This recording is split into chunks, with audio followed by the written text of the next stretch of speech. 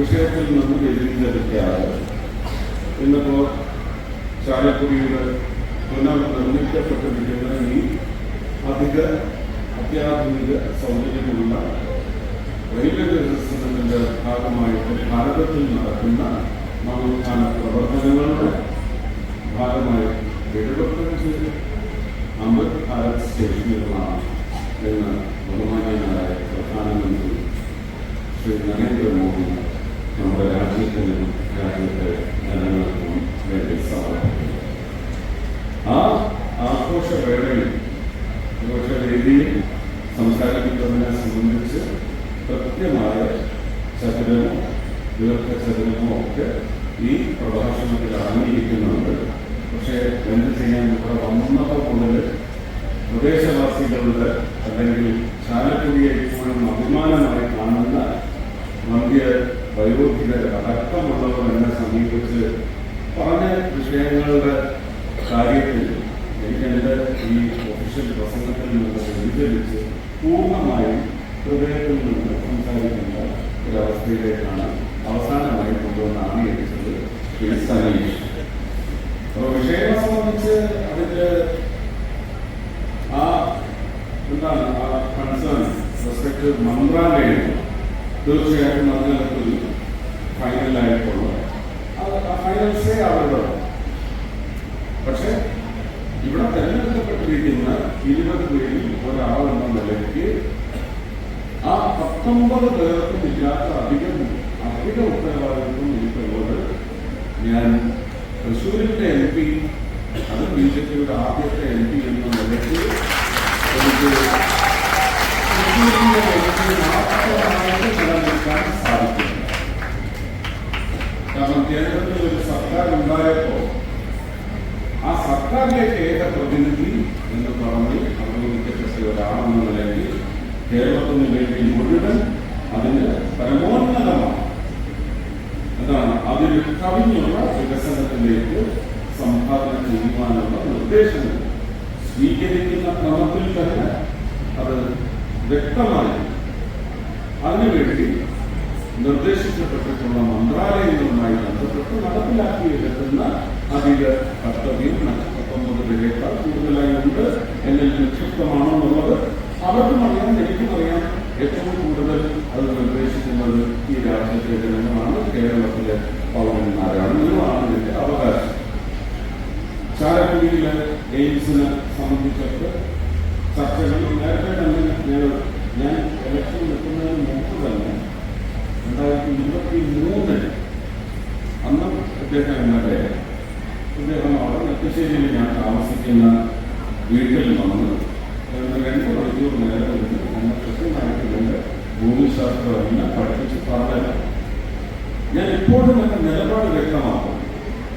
2014 മോദിജിയുമായി ഒരു ബന്ധം സ്ഥാപിക്കപ്പെട്ടതിന് ശേഷം അദ്ദേഹത്തെ ആഴ്ചയിൽ ഒരു ദിവസം അല്ലെങ്കിൽ കൃത്യമായി ഒരു ഫോർട്ട്നൈറ്റിൽ ഒരു വൈവാരത്തിൽ ഫോണിലൂടെ രാത്രി സംസാരിക്കുന്ന ഒരു ചിത്രമുണ്ടായി.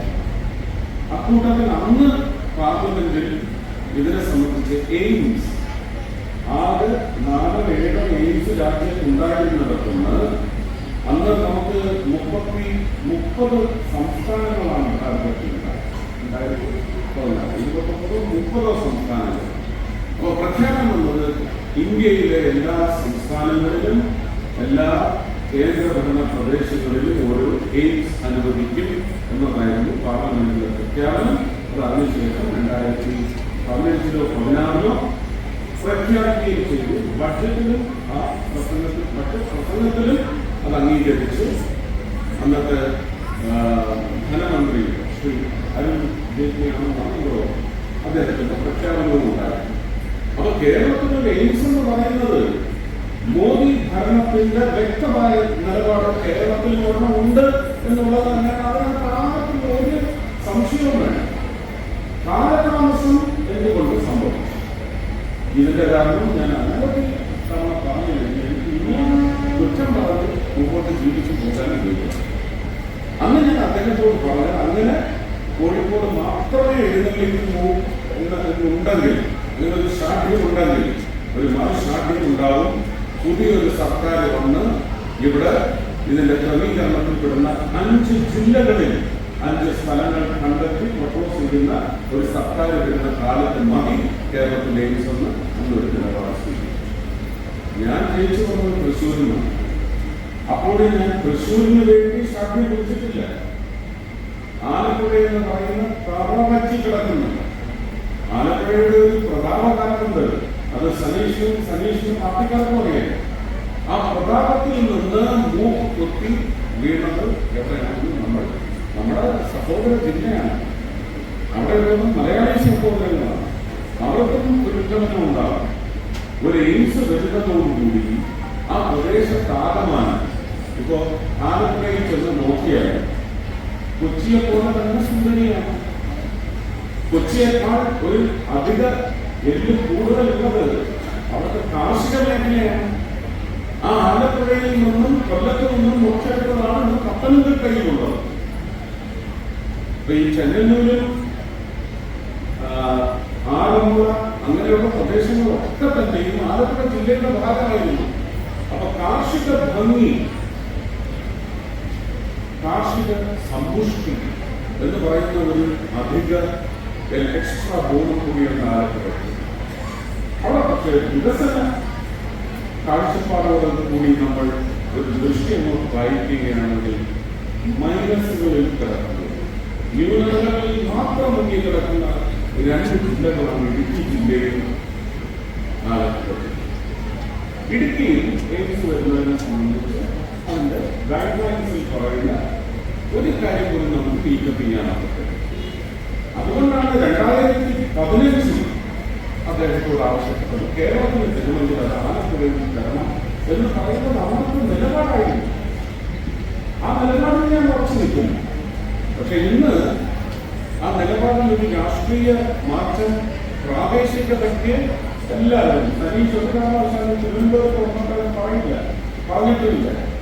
അപ്പൊ അങ്ങനെ ഒരു പ്രാദേശികതയ്ക്ക് ഇതിനകത്ത് മുൻതൂക്കമുണ്ടെങ്കിൽ ഞാൻ പറയും അത് മോദിക്ക് ഒരു MP കൊടുത്ത തൃശ്ശൂർക്കാർക്ക് മോദി തിരിച്ചു കൊടുക്കുന്ന സമ്മാനമാണ്.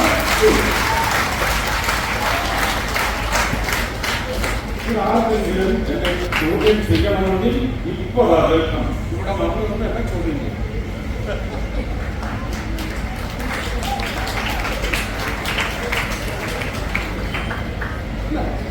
ആ ചോദ്യം ചെയ്യാതെ നമുക്ക് കഴിയുന്നതൊന്നുമില്ല. അതൊരു ധർമ്മമാണ്. ഇനിയെങ്കിലും എയിംസിനെ ചൊല്ലി ഇങ്ങനെ പുലർഭ്യം പറഞ്ഞു ഞങ്ങളൊരു വാക്ക് ചോദിച്ച അടുത്ത വിഷയമാണ് ജയറാമിനെ പറ്റിയത്. അതുകൊണ്ട് ഞാൻ ആ ഇത് പറയുന്നില്ല. അങ്ങോട്ടും ഇങ്ങോട്ടും കുത്തിത്തിരുന്നും ഒക്കെ അങ്ങനെ ഒരു വിഭാഗത്തിന് നമ്മൾ പറയുന്നത് അല്ലേ, തൊഴിൽപരമായിട്ടുള്ള ഒരു വിഭാഗത്തിന്. അത് ഞാൻ പറയുന്നില്ല. എങ്കിലും ആ ചക്രവർത്തി കോവിലിനെ സംബന്ധിച്ച് വേണ്ട. ഇത് ആലപ്പുഴയിൽ വന്നാലും തൃശ്ശൂർ വന്നാലും ഇനി കോട്ടയത്ത് വന്നാലും കേരളത്തിലാണ് വരുന്നതെന്ന് നമുക്ക് അഭിമാനിക്കാൻ സാധിക്കണം.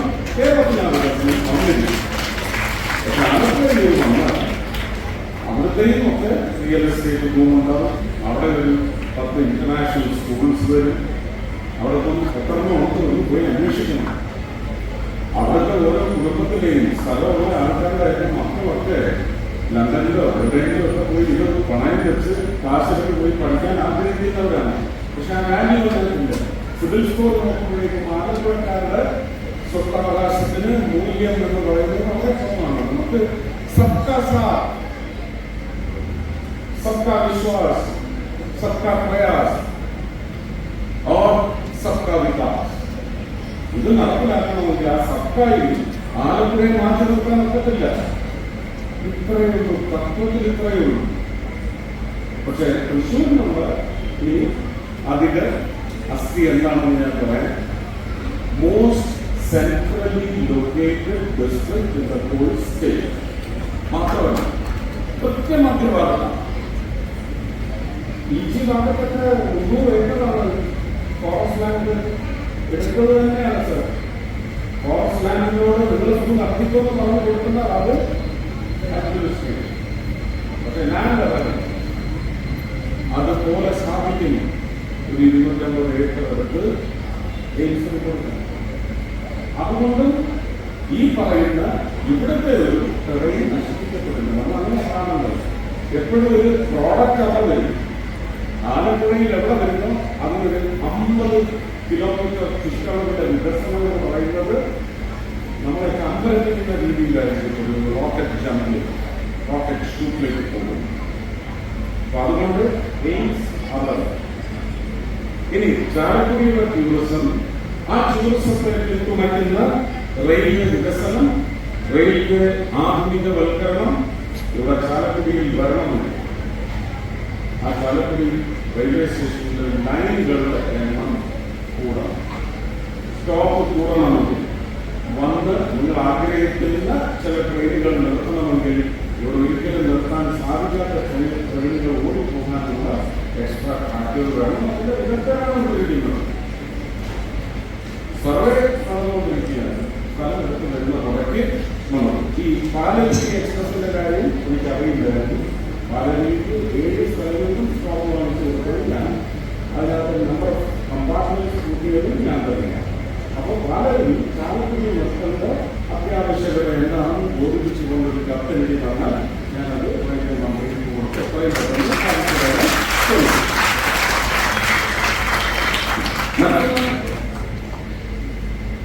നമ്മുടെ അത്യാവശ്യതയാണ് ഒരു പക്ഷേ പലപ്പോഴും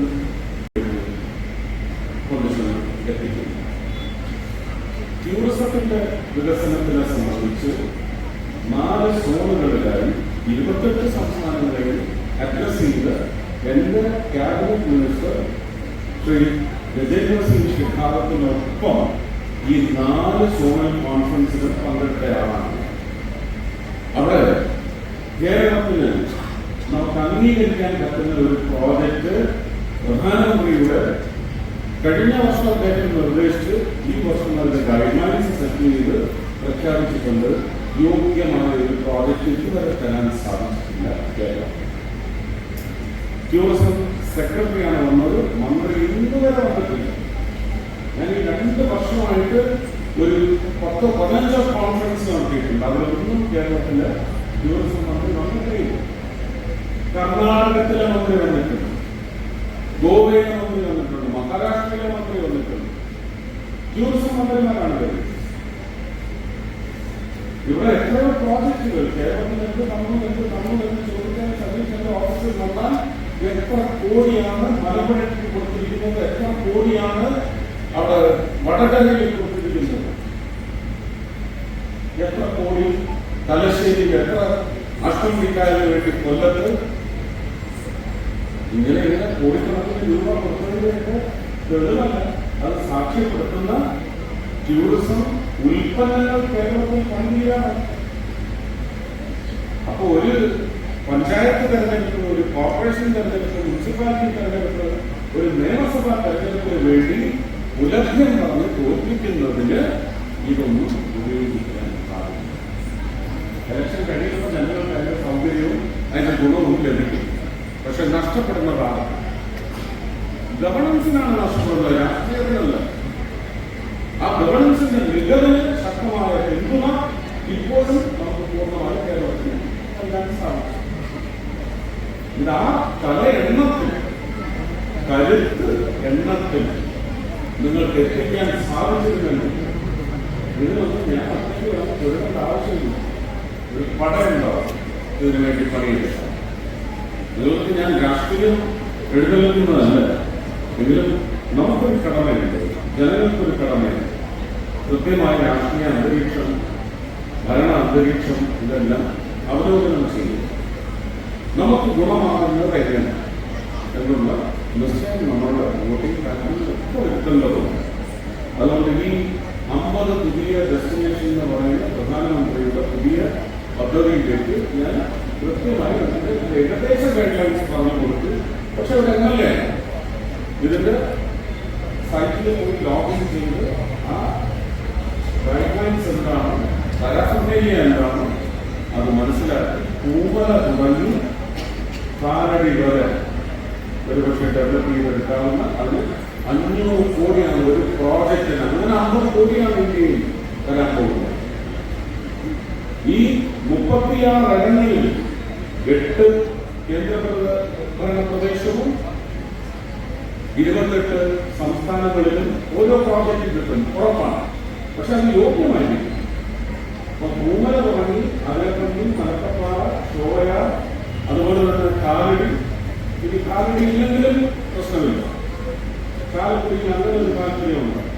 കാരണം അതിനുള്ള അസ്തിത്വം ചാലക്കുടിക്കുണ്ട്, അതിനുള്ള അന്തസ്സും ചാലക്കുടിക്കുണ്ട്.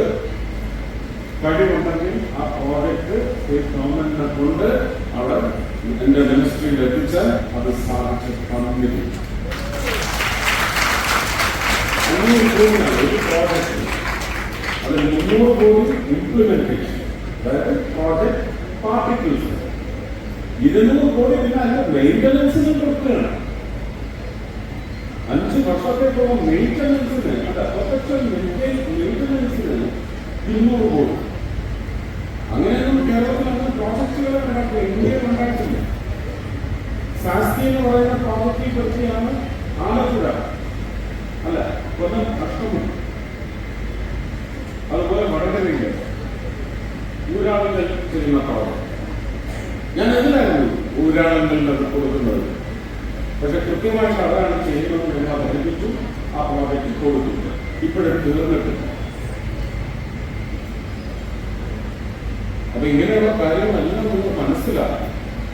ജനങ്ങൾ അറിഞ്ഞിരിക്കും. എയിംസ് എന്തായാലും കേരളത്തിൽ ഇപ്പൊ 10 സ്ഥലമാണ് തരാമെന്ന് മുഴുവൻ പറയുന്നത് ആരോഗ്യമന്ത്രി. അത് നോക്കിക്കൊണ്ടാണ് തൃശൂർ ലോക്സഭാ കോൺസ്റ്റിറ്റ്യുവൻസി മാത്രം ഉൾപ്പെടുത്തിയിട്ടില്ല.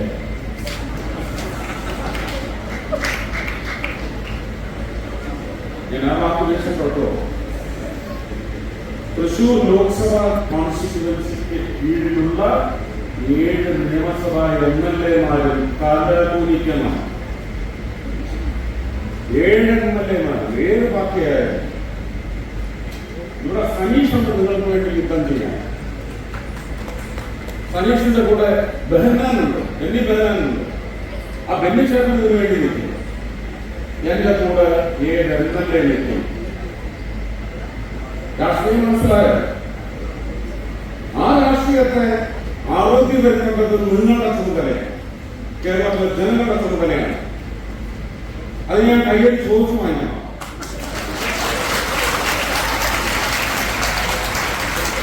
അതൊന്നും മോശപ്പെട്ട രാഷ്ട്രീയമാണ്. ഏതായാലും ഒരുപാട് സന്തോഷം. മോദിജി വിഭാവനം ചെയ്യുന്ന പുതിയ ജനങ്ങളുടെ പുറകിൽ എന്ന് പറയുന്ന ഒരു സ്ട്രക്ചറൽ ഡിസൈനിലേക്ക് ഇന്ത്യൻ റെയിൽവേസ് കുതിച്ച് പാഞ്ഞുകൊണ്ടിരിക്കുകയാണ്. ഇന്ന് ലോകത്തിന് മുഴുവൻ പാഠം പഠിപ്പിച്ചു കൊടുക്കാൻ പോകുന്ന ഹൈഡ്രജൻ ട്രെയിനും ഇന്ന് ഇവിടാൻ തുടങ്ങുകയാണ്. ഈ എക്കണോമിനെ കുറിച്ചൊക്കെ വലിയ ചർച്ച നടക്കുന്നു. എല്ലാം ഉണ്ടാകുന്ന വെസ്റ്റ് ബംഗാൾ അങ്ങനെ ഒരു നിന്നും ജയമായതിന്റെ മാത്രമാണ് കാരണം. അത് അടിച്ചൊതുക്കണം, അത് മറക്കണം. അതിന് എത്തനോളം വരും, വേറെ എന്തെല്ലാം വരും. പക്ഷെ ഇതിന്റെ എല്ലാം സത്യം അധികം വൈകാതെ പുറത്തു വരും. ഇത് മണിക്കൂറിനെ സംബന്ധിച്ച് ഞാനൊന്ന് പറഞ്ഞിട്ടുണ്ട്. അതുപോലെ ആവർത്തിക്കും. ഇതിന്റെ എല്ലാം പിന്നിലെ സത്യം ഒട്ടും വൈകാതെ പുറത്തു വരും. എത്തനോൾ എന്താണ് ഭൂമി ദേവിക്ക് വേണ്ടിയാണ് ചെയ്തിരിക്കുന്നത്.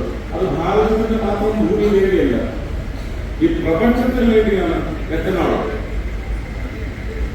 ഇത് ലോകത്ത് എവിടെയില്ലെന്നാണ് വിചാരിച്ചിരിക്കുന്നു. നമ്മളതിന് മുന്നിലെത്തും. ഇതിനെ സംബന്ധിച്ചുള്ള കാര്യങ്ങളെല്ലാം നമ്മുടെ ക്യാബിനറ്റ് മിനിസ്റ്റർ വളരെ വ്യക്തമായി പ്രസിദ്ധീകരണം നടത്തി പറഞ്ഞിട്ടുണ്ട്. അപ്പൊ ഇന്ന് ഹൈഡ്രജനിൽ ഓടുന്ന ട്രെയിൻ ഒരുപക്ഷെ അന്തരീക്ഷത്തിലേക്ക് ചീറ്റുന്നത് വസതികളാണ്. പ്രപഞ്ചത്തെയാണ് സംരക്ഷിക്കാൻ ഒരു യാത്രാ മാർഗത്തിൽ വരുത്തിയിരിക്കുന്ന അത്യുന്നതമായ നവോത്ഥാനമാണ്. ഇങ്ങനെയുള്ള കാര്യങ്ങളൊക്കെ ചായക്കട നടത്തി വന്ന ആളുകൾ, 4ാം ക്ലാസ്സിൽ ഗുസ്തിയും കഴിഞ്ഞ് വന്ന ആളുകൾ സാധിച്ചെങ്കിൽ ഇതാണ് ഇന്ന് ലോകം കാണുന്ന ഏറ്റവും excellent government. രാഷ്ട്രീയമൊന്നും തട്ടിക്കാട്ടാനോ അല്ലെങ്കിൽ താട്ടിക്കെട്ടി കാണാനോ ഒരു കാരണമാവരുത്. രാഷ്ട്രീയമുണ്ട്. ജനങ്ങൾ ഏൽപ്പിക്കുന്ന ഉത്തരവാദിത്വം മുൻപെന്നും നമുക്ക് അനുഭവിക്കാൻ കഴിയാത്ത തരത്തിൽ ജനങ്ങൾക്ക് പുതിയതായ സംവിധാനങ്ങളിലൂടെ സമ്മാനിക്കാൻ സാധിച്ചാൽ അതിനെയാണ് നമ്മൾ പറയുന്നത് excellent. And that is what Modi government says, excellence in governance. Even ആ എക്സലൻസിന്റെ ഭാഗമാണ് 75 സ്റ്റേഷനുകളാണ്. ഒരു കാര്യം പറയാൻ പറ്റുന്നത് രാഷ്ട്രീയത്തിന്റെ കാര്യമാണ്. കഴിവുകളെന്ന് ഞാൻ പറയട്ടെ. ഇവിടെ സനീഷ് പറഞ്ഞു, ശ്രീ ഡൽഹി ചേർന്നത് നല്ല അഭിമാനമുണ്ട്. എപ്പോഴാണ് മതി 2023 വരെ ഈ പദ്ധതി അമൃത് ഭാരത് പദ്ധതിയിൽപ്പെട്ട് അങ്കമാലി സ്റ്റേഷനും ചാലക്കുടി സ്റ്റേഷനും അംഗീകരിക്കപ്പെടുന്നത് 2023-ലാണ്. 2024-ലാണ് ഞാൻ തെരഞ്ഞെടുക്കപ്പെട്ടത്. ഓരോ ലോക്സഭാ മണ്ഡലത്തിലും 2 സ്റ്റേഷൻ അമൃത് ഭാരത് സ്റ്റേഷനിലൂടെ പുതിയ സ്റ്റേഷനായി മാറണമെന്ന് പറയുന്ന മോദിജിയുടെ പദ്ധതിയായിരുന്നു. തൃശ്ശൂരിന് എത്ര കിട്ടിയെന്ന് പറയും? 0. എന്തുകൊണ്ട്? അപ്പൊ ആര് പണിയെടുത്തു, ആര് പണിയെടുത്തില്ല? ഇതും രാഷ്ട്രീയമല്ല, നിഷേധമാണ് ഞാൻ പറയുന്നത്. 4 സ്റ്റേഷനുകളാണ് എഴുതി കൊടുത്തിരുന്നത്. ഇവിടെ ഉദ്യോഗസ്ഥരുണ്ട്, പറയട്ടെ. പൂങ്കുന്നം ഈ തൃശ്ശൂരിന്റെ റീഡെവലപ്മെന്റ് എന്ന് പറയുന്നത് വലിയ സ്കീമാണ്. അത് അമൃത് ഭാരതാണ്. അത് 400 കോടിയോളം രൂപ ചെലവാക്കിയുള്ള കൊല്ലം, എറണാകുളം നോർത്തും സൗത്തും അതുപോലെ തന്നെ കോഴിക്കോട്, തിരുവനന്തപുരം ഇങ്ങനെയുള്ള സ്റ്റേഷൻസാണ്. ഈ അമൃത് ഭാരതിൽ തൃശൂർ ലോക്സഭാ കോൺസ്റ്റിറ്റ്യുവൻസി ഇന്നും ലിസ്റ്റിൽ ഉൾപ്പെടുത്തിയിരിക്കുന്നത് പൂങ്കുന്നം, ഒല്ലൂർ, പുതുക്കാട്, ഇരിഞ്ഞാലക്കുട. അതിൽ റെയിൽവേ മന്ത്രിയുമായിട്ട് തത്വത്തിൽ ഒരു MOA മെമ്മോറാണ്ടം ഓഫ് എഗ്രിമെന്റായി താമസിയാതെ എന്റെ വിശ്വാസം ശ്രീ സിംഗ് അദ്ദേഹം ഈ മാസം 31-ാം തീയതി റിട്ടയർ ചെയ്യും. അതിന് മുമ്പ് ഇരിഞ്ഞാലക്കുടയും പുതുക്കാടും അമൃത് ഭാരത് സ്റ്റേഷന്റെ പരിധിയിൽപ്പെടുത്തിക്കൊണ്ട് റീഡെവലപ്മെന്റിനുള്ള പ്രഖ്യാപനം വന്നു.